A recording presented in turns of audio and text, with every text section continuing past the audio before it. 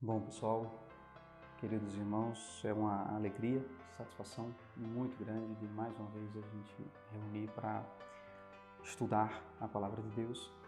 E neste canal, a DMP TV, que os irmãos da Escola Dominical com muito carinho, muito esforço, se dedica a levar a Palavra de Deus como apoio, uma aula, um subsídio para você, querido professor, superintendente, que trabalha na Escola Bíblica Dominical. Estamos continuando o estudo do trimestre, dando continuidade aqui à aula a respeito do Tempos de Conquista. Estamos estudando nesse trimestre o livro de Josué e estamos chegando ao final, Passou tão rápido, apesar dessa situação que nós estamos vivendo aí, da pandemia. Muitas aulas da Escola Dominical não foi possível fazer na igreja, de maneira presencial.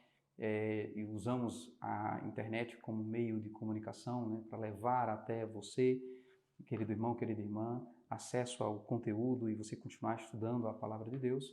Então, Deus abençoe sua vida. A pandemia ainda não passou completamente, mas algumas igrejas já têm o privilégio de voltar a estudar juntos, congregados na igreja, E pelo menos aqui em Uberlândia já temos esse prazer, esse privilégio de reunir os irmãos, mesmo que ainda poucos, mas estamos ali reunidos para aprender mais da Palavra do Senhor.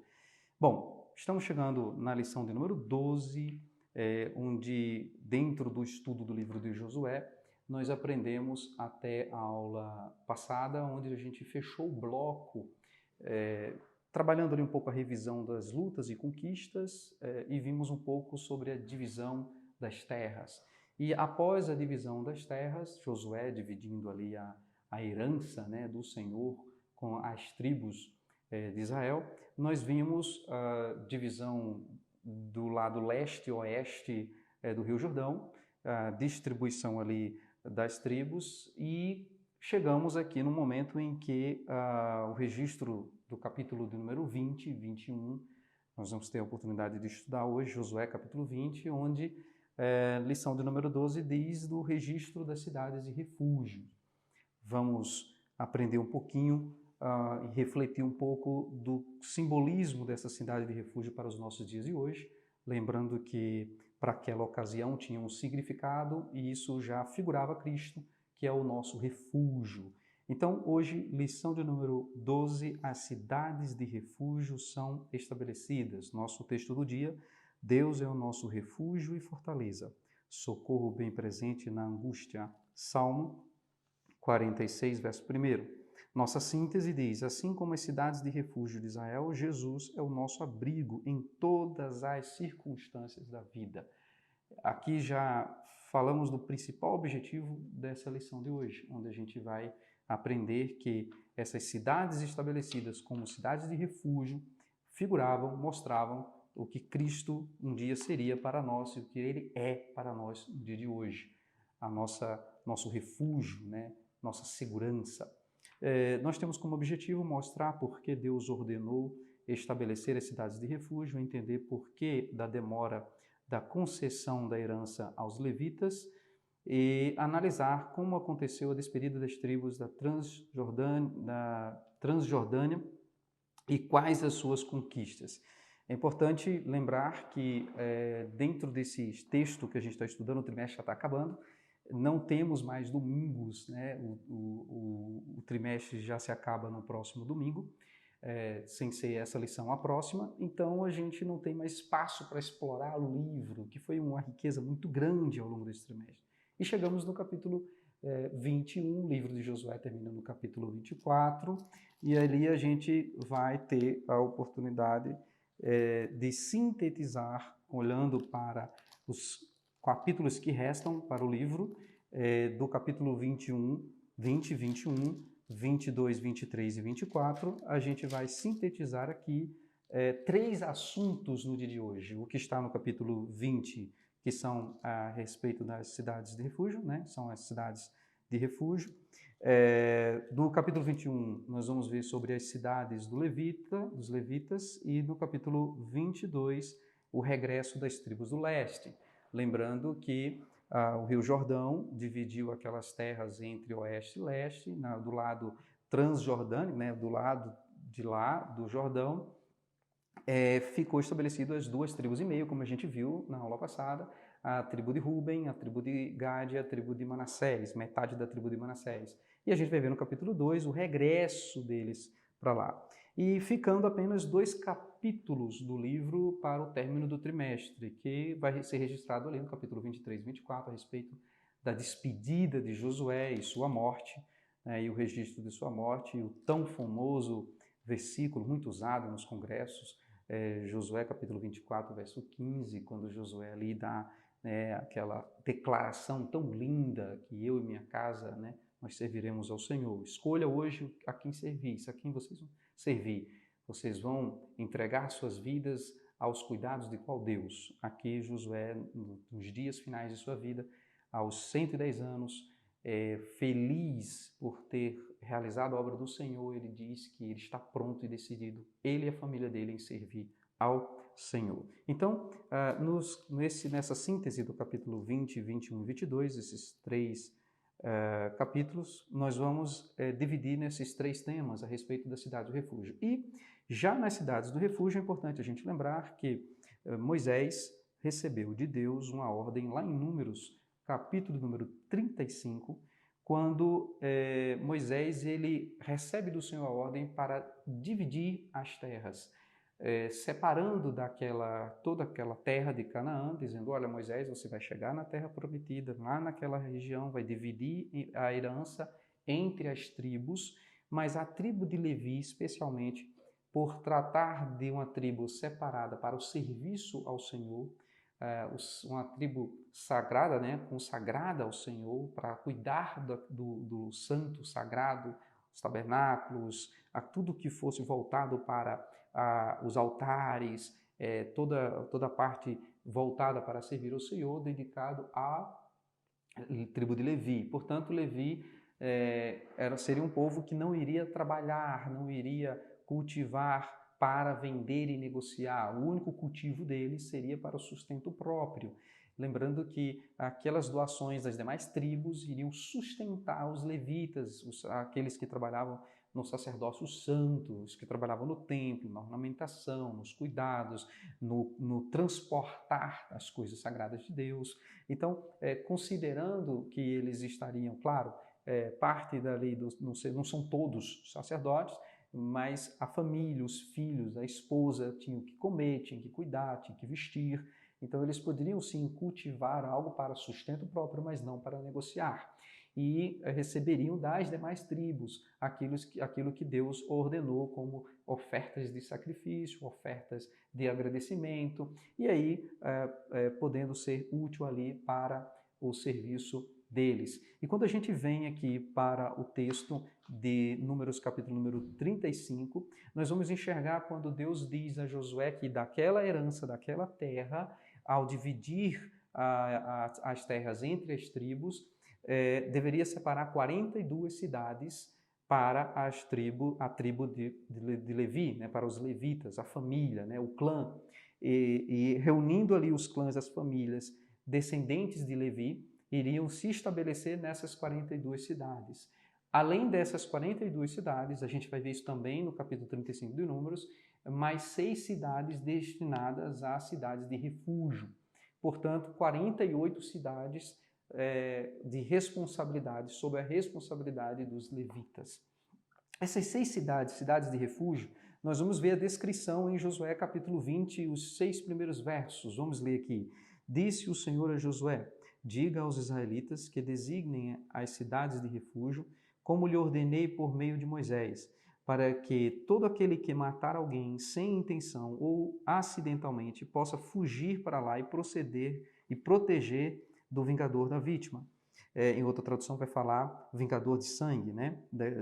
Que cometeu esse ato de maneira involuntária, que não foi proposital, que não foi com intenção, né?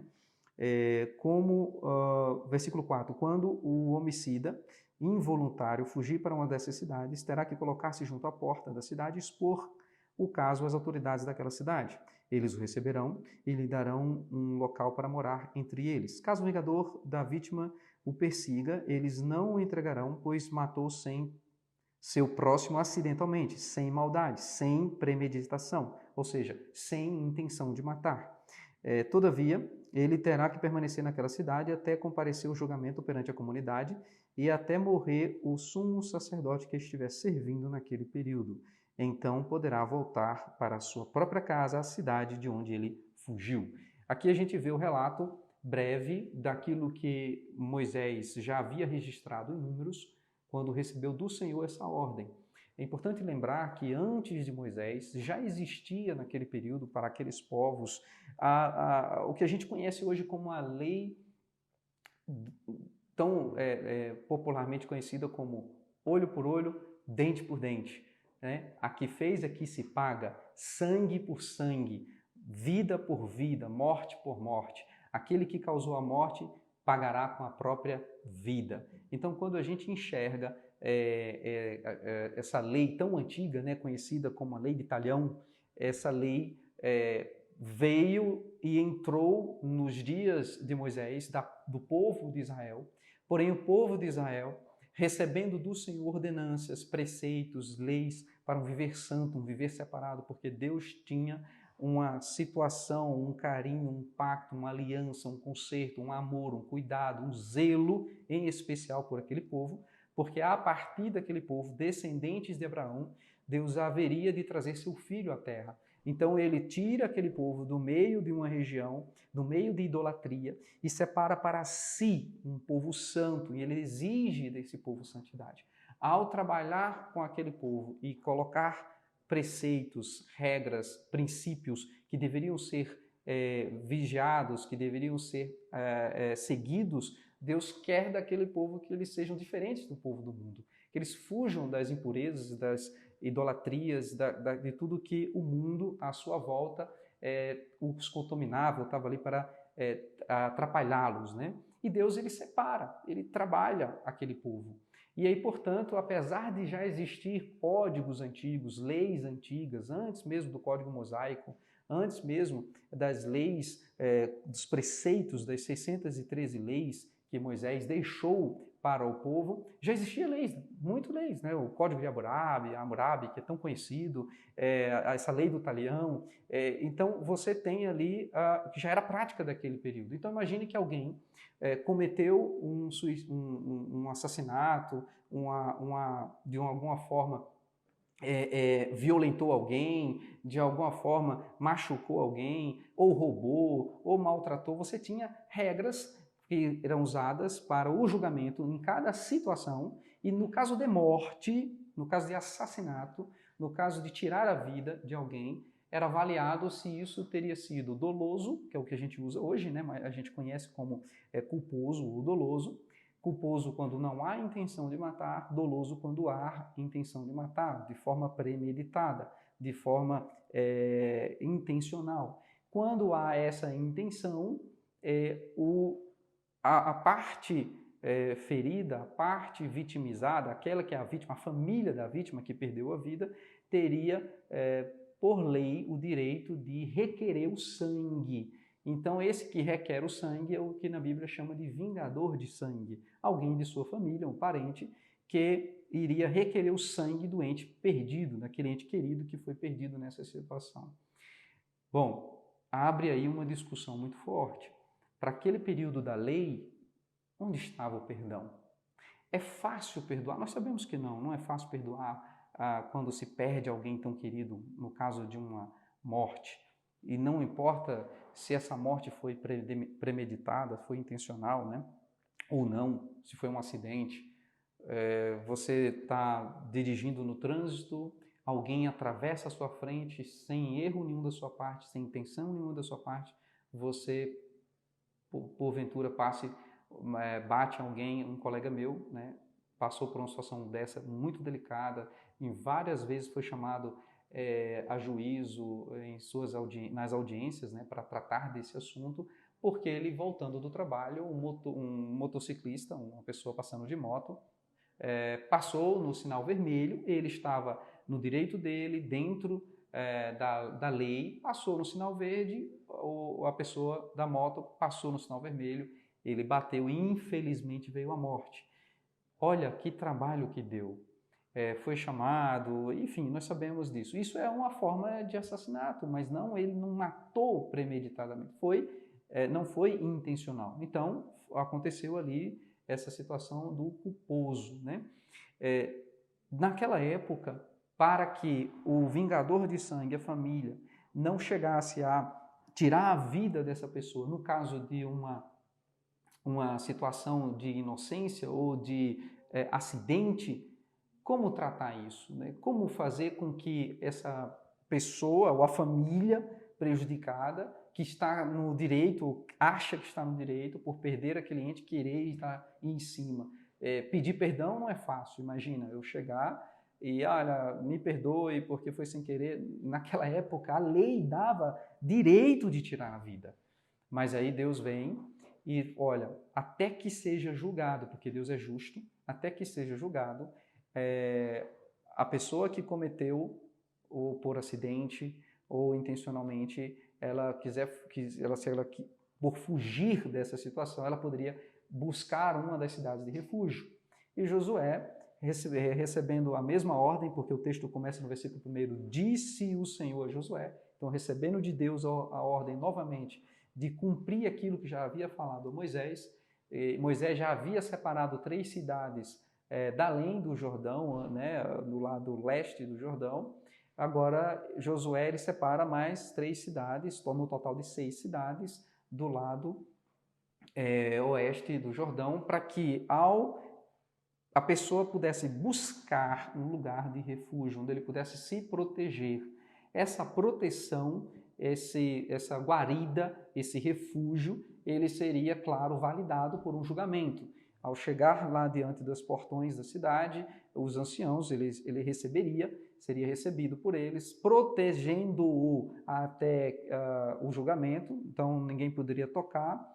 Essas cidades, por ser cidade dos levitas, as cidades do Levita elas tinham uma característica, são cidades pequenas, não são cidades grandes, elas têm uma característica de separar uma região em volta, um entorno em volta da cidade, de aproximadamente 900 metros de fronteira, né, da fronteira da cidade, onde eles usariam esse espaço em torno da cidade para cultivo dos animais, para plantação, para agricultura ali, do sustento deles. Então, ao entrar nessa área destinada à cidade de refúgio, destinada à cidade do Levita,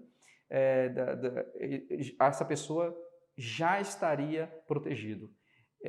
O perseguidor, aquele que está perseguindo, o vingador de sangue não poderia pegar, porque essa pessoa já estaria dentro da lei. Então, veja, irmãos, existia aqui uma obediência à ordem do Senhor. Porque ao entrar ali, essa pessoa ela teria os cuidados da proteção das pessoas, dos anciãos para morar ali, tinha a regra clara, muito clara, que ele deveria ficar ali até a morte daquele sumo sacerdote, do sacerdote daquela região, que é uma figura aí de Cristo, nosso sumo sacerdote, onde a cidade de refúgio é Deus, nós nos refugiamos em Deus, e Cristo, nosso sumo sacerdote, Cristo que está a interceder por nós diante de Deus e que está diante dos céus, é o nosso grande advogado, aquele que já pagou toda a nossa sentença, já pagou todas as nossas culpas, ele nos garante esse refúgio. Mais ainda, diz o texto que ao julgar, vai lá, reúne as pessoas envolvidas, as testemunhas, e ao julgar e ver que a pessoa de fato era inocente, ela teria que regressar para a cidade de refúgio, ficar ali até a morte do sumo sacerdote. Nosso Jesus, ele morreu, sim, mas ressuscitou o 3º dia. E mais do que isso, ele nos dá a liberdade de viver este mundo sabendo da certeza, da segurança que temos nele, mesmo que o perseguidor de nossas almas, mesmo aquele que persegue, que luta para destruir a nossa alma, para nos destruir, em Cristo temos o refúgio. Através de Cristo chegamos ao Pai, que é o nosso refúgio. Mas tem uma coisa, assim como esse que entrou na cidade de refúgio deveria ficar ali até a morte do sumo sacerdote, e ele, por liberdade, escolha dele, decidia morar ali, embora ele pudesse sair, ele pudesse abrir as portas e sair da cidade. Ele, ao sair da cidade, o vingador, sabendo que ele estava fora, poderia requerer o sangue. Isso traz para nós uma lição, que apesar de encontrarmos com Deus, através de Cristo, seu Filho, estarmos protegidos deste mundo, debaixo da sua proteção, das suas asas, nós podemos, com liberdade que Deus nos deu, fugir ou afastar-se da sua presença. E é um perigo. Imagine-se conhecendo a palavra de Deus, sabendo de tudo isso, por alguma necessidade da carne, um desejo do mundo de voltar atrás, por qualquer que seja o motivo, não vale a pena você abrir mão da presença de Deus e fugir do refúgio. Você abrir mão de Cristo e voltar-se para as coisas do mundo. É a mesma coisa de você estar abrindo a guarda para que o perseguidor, aquele que persegue a sua vida, chegar até você e te aprisionar. E o perigo disso, como consequência, é você perder a vida eterna com Deus. É você abrir mão de morar com Deus na eternidade por conta de sair debaixo da presença do Senhor. Então, no capítulo 20, nós vemos aqui, de maneira muito rápida, a respeito das cidades de refúgio, onde, dentro desse contexto das 48 cidades dos levitas espalhados em todo o território, nós temos o registro aqui de 6 cidades. Essas 6 cidades, está registrado aqui o nome a partir do verso do número 7, onde nós temos Quedes, na Galileia, nos montes de Naftali, Siquém, nos montes de Efraim, Hebron, nos montes de Judá, ao lado leste do Jordão, perto de Jericó, Bezer, no planalto da tribo de Ruben, Ramote, em Gileade, e Gade, na tribo de Gade, né? Golam, e Bazã, na metade da tribo de Manassés. Ou seja, 6 cidades, 3 de um lado, 3 do outro, 6 cidades que serviriam de refúgio. E assim Josué fez, cumprindo as ordens do Senhor, e nós aprendemos o quanto isso é importante para nós. Quero lembrar aos irmãos que, como na Bíblia, os registros, principalmente nesse período da Bíblia, tudo tinha um significado, os nomes, né? E a gente aprende aqui algumas lições importantes a respeito desses nomes dessas cidades. E isso também pode servir de lição para o nosso aprendizado. Quando a gente olha para Quedes, onde diz aqui no versículo 7, Quedes na Galileia, nos montes de Naftali, é uma das cidades de refúgio, né? Quedes significa comunhão, lugar de relacionamento, santuário, lugar de relacionamento. Veja que ao olhar para Deus como nosso refúgio, como lemos no nosso texto áureo, no Salmo 46, o Senhor é o nosso refúgio e fortaleza, é importante lembrar que esse refúgio, ele é para nós também lugar de comunhão. Esse refúgio, ele é mantido quando mantemos nele, com ele, a comunhão. Quando temos o contato e relacionamento com ele. Então, Quedes, que traz aqui o sentido de comunhão, de relacionamento, quer manter, quer estar, quer tirar proveito dessa maravilhosa fortaleza, dessa maravilhosa proteção do Senhor, do refúgio do Senhor. Ao entrar em Quedes, mantenha a comunhão e relação com eles. Lembre que nós, nessa jornada cristã, temos um perseguidor de nossas almas. Não que você foi um assassino, não, mas você morreu para o pecado, morreu para o mundo e ressuscitou com Cristo. E ao ressuscitar com Cristo, nós vemos em vários lugares da palavra de Deus, o apóstolo Paulo e tantos outros apóstolos, a recomendação de um viver santo para juntos chegarmos ao céu. E ele repete várias vezes, Paulo dizendo, permanecer nele, permanecer em Cristo, permanecer nele, nesse que é o nosso refúgio, e permanecer nele é nutrir a comunhão com ele, é trabalhar o relacionamento com ele, é buscar viver em santidade. Vamos para a próxima palavra, nome da cidade da Siquém, nos montes de Efraim, e Siquém tem um significado de ombro, de apoio, de responsabilidade, aquele que é responsável por nos apoiar, é um ombro amigo, é um apoio, é um sustento, aquele que está pronto a apoiar. Veja, nós encontramos isso em Cristo. Em Cristo nós temos essa base, esse apoio, essa verdade. Nós temos ainda na cidade de Hebron, que significa comunhão, companhia, ter ali a união, né? Se queres representa comunhão, relacionamento.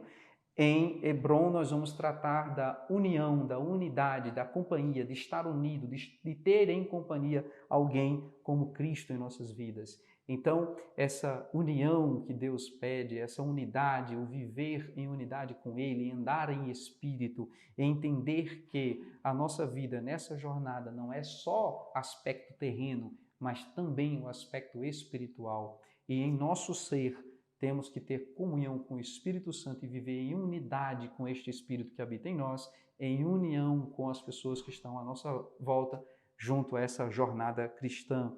Nós temos ainda Bezer, Ramote e Golã do outro lado do rio, e Bezer vai nos trazer o sentido de fortaleza, e como nós já vimos, né, Salmo 46, o Senhor é o nosso refúgio e fortaleza, né? No momento de angústia a gente pode contar, e fortaleza é aquilo que é forte, aquilo que nos protege. Somos limitados e fracos, mas Ele é a nossa força. E Ele, com o seu braço forte, numa visão espiritual, com um exército forte, está pronto a te proteger daquilo que o inimigo luta ou intenta contra a sua vida, as intenções do inimigo contra a sua vida. Creia que Deus te protege. Nós temos ainda Ramote, que vem para exaltação, no sentido de exaltação e honra. Olha que lindo, né? Uma cidade de refúgio que, ao mesmo tempo, recebe aquela pessoa precisada de Deus, necessitada de Deus, e ao relacionar com Deus, ao estar debaixo do refúgio do seu poder, dos seus cuidados, essa pessoa é exaltada, porque nós somos o ser filhos de Deus e voltamos o relacionamento com Ele, e ao exaltá-lo, ao adorá-lo, nós também temos a certeza da honra. Ao honrá-lo, você também é honrado nesta terra.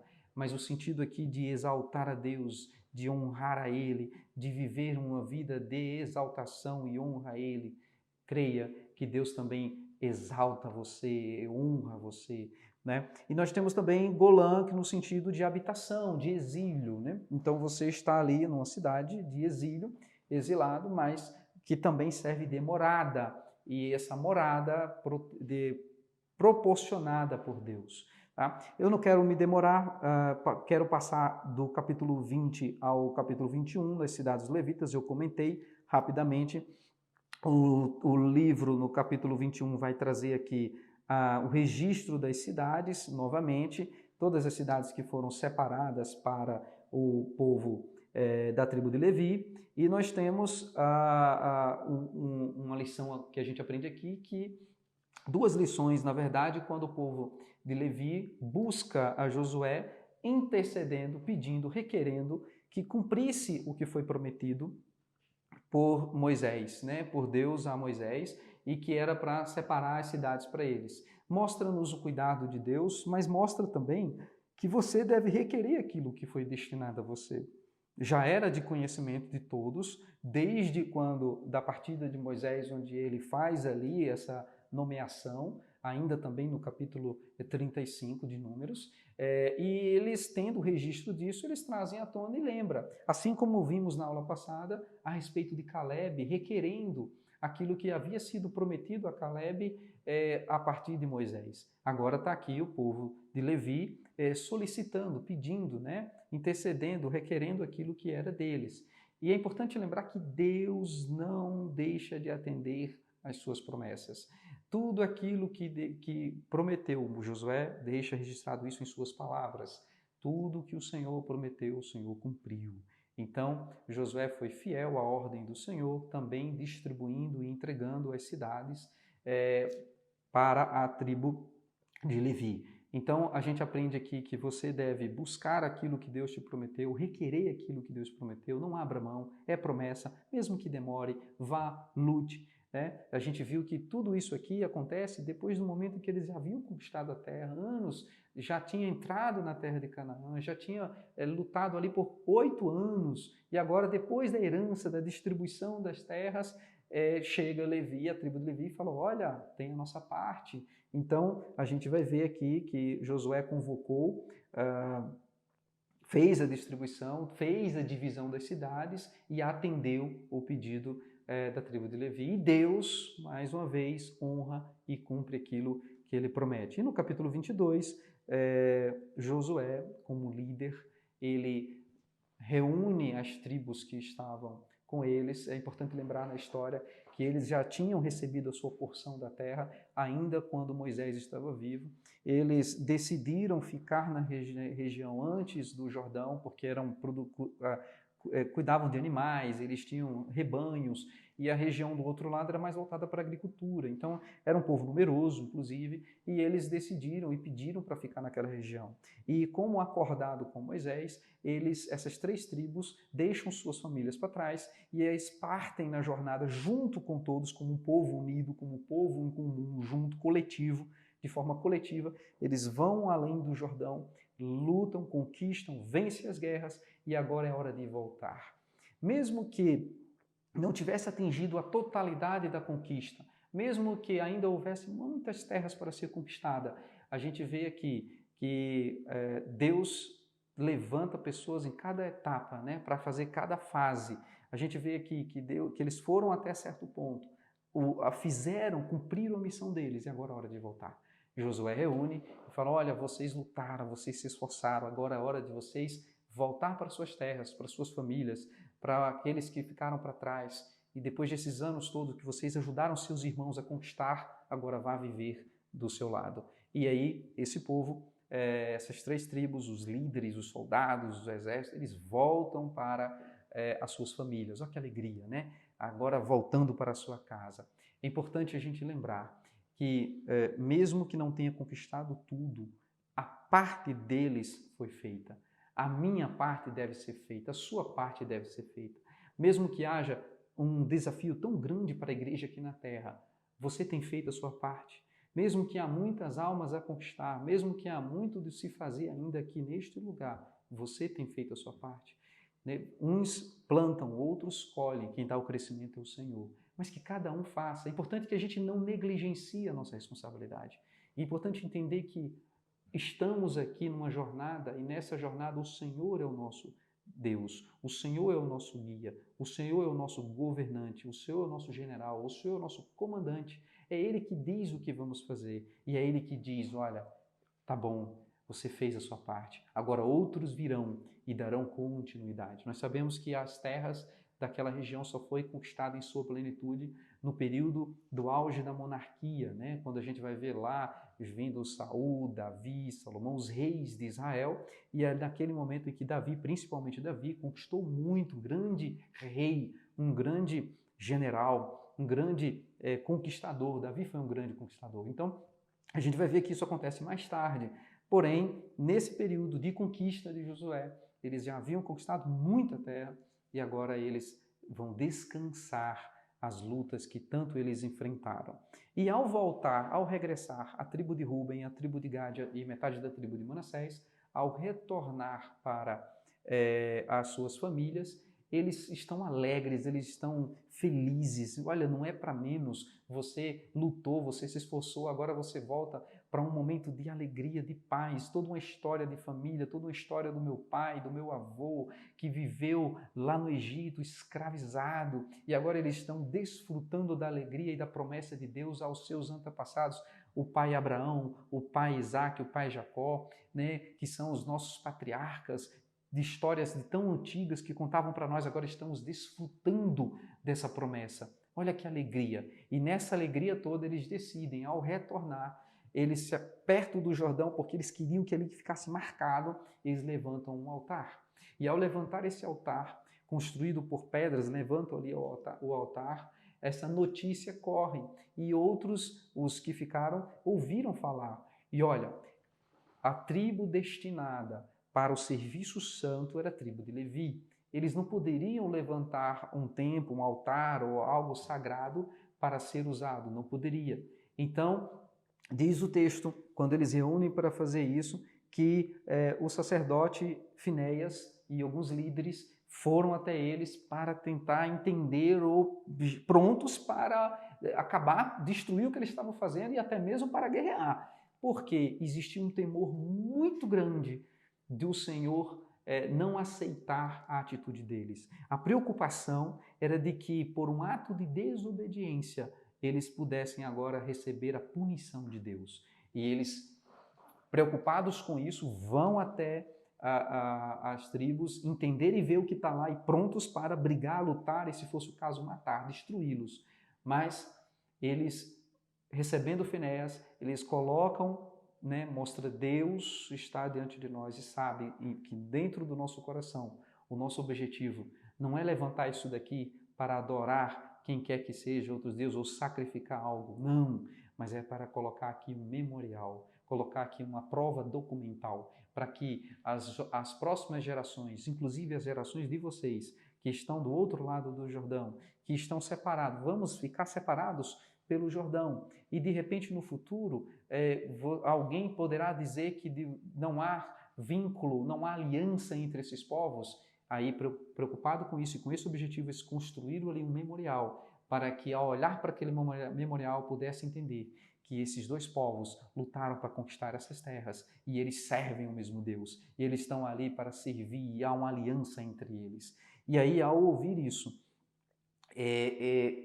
Finéias se alegra, Finéias entende e eles viram que o propósito era santo, era bom, era puro, eles voltam e ficou ali aquele memorial para a posteridade. Irmãos, é importante lembrar que alguns episódios marcaram a história desse povo.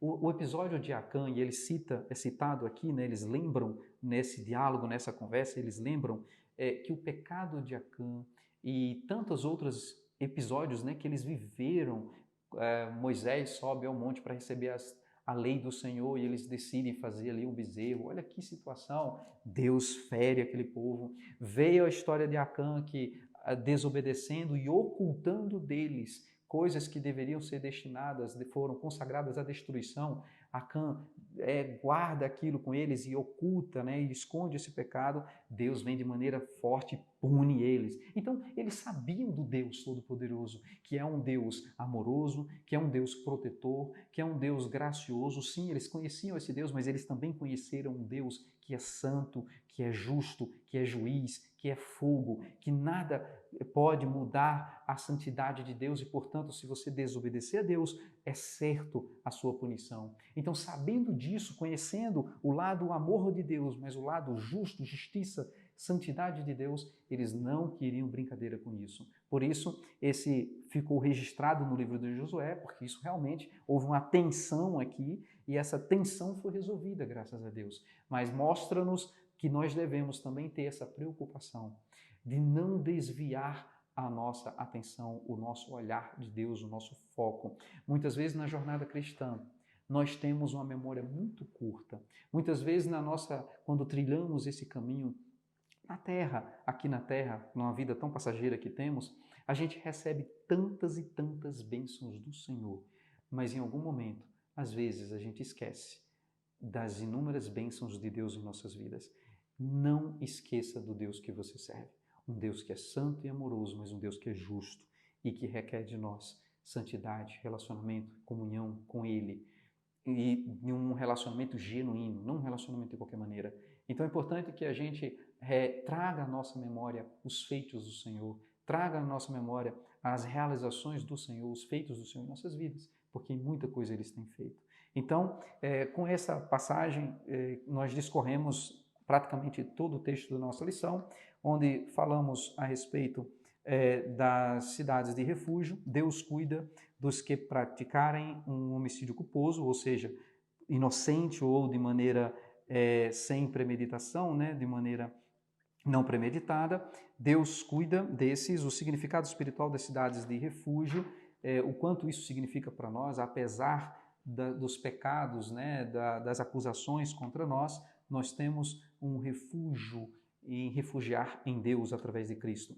O perigo de sair da cidade do refúgio, nós falamos, os levitas exigem sua herança, nós comentamos aqui, porque Deus é fiel em cumprir as suas promessas, e a questão das tribos que voltaram à exortação à obediência, a permanecer firmes. Josué foi um grande líder e, como Moisés, trouxe no seu discurso de despedida, Deuteronômios, onde em Deuteronômio ele repete a lei, ele recita a lei, ele traz as bênçãos e da obediência e os perigos e maldição da desobediência. Josué também, ele também vai dizer para as tribos que estão de regresso, dizendo, olha, permaneçam firmes, obedeçam ao Senhor. Isso é lindo, né? Quando ele reúne o povo, então Josué abençoou e os despediu e eles foram para casa. E diz o texto, guarde fielmente, no verso 5, capítulo 22, guarde fielmente o mandamento da lei de Moisés, servo do Senhor, lhes deu. Ame o Senhor, seu Deus, ande em todos os seus caminhos e obedeçam os seus mandamentos. Apeguem-se a ele e sirvam de todo o coração e de toda a alma. Parece que a gente está lendo as palavras de Moisés lá em Deuteronômio, quando ele também diz isso para o povo. Moisés, em uma de suas falas, diz assim, olha, congregação de Israel, o que o Senhor te pede? Tão somente que ame a ele de todo o coração, sirva a ele e ande em seus caminhos. Andar nos caminhos do Senhor é reconhecer o Senhor em tudo em sua vida. Que você reconheça Deus em sua vida. Que esse conteúdo maravilhoso que nós estamos estudando nesse trimestre possa ser de edificação para a sua vida e mostrar que você, nessa jornada cristã, está para conquistar as bênçãos do Senhor, mas acima de tudo, a maior de todas as bênçãos, a salvação de sua alma, que já foi conquistada por Cristo na cruz do Calvário.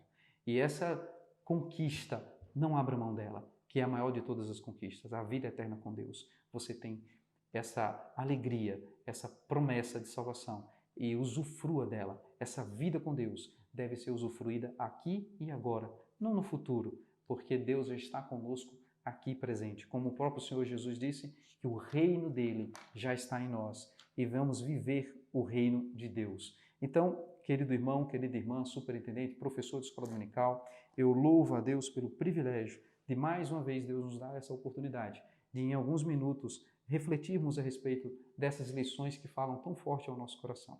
Que o Senhor abençoe sua vida, que o Senhor venha dar a oportunidade de você semear esta palavra que você ouviu em outros corações. De que forma? Compartilhando esse vídeo, levando essa mensagem a outras pessoas e se preparando para a Escola Bíblica Dominical. Não deixe de ir à Escola Dominical e aprender e ser um instrumento de Deus para o seu aluno, a sua classe.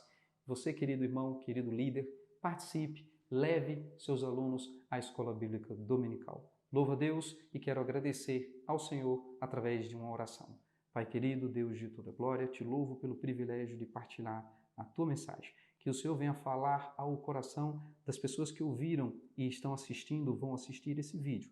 Que a tua palavra, Pai, edifique o nosso coração e que o Senhor, que é o nosso refúgio, a nossa fortaleza, continue permanente, presente em nossas vidas e jamais saiamos da tua presença.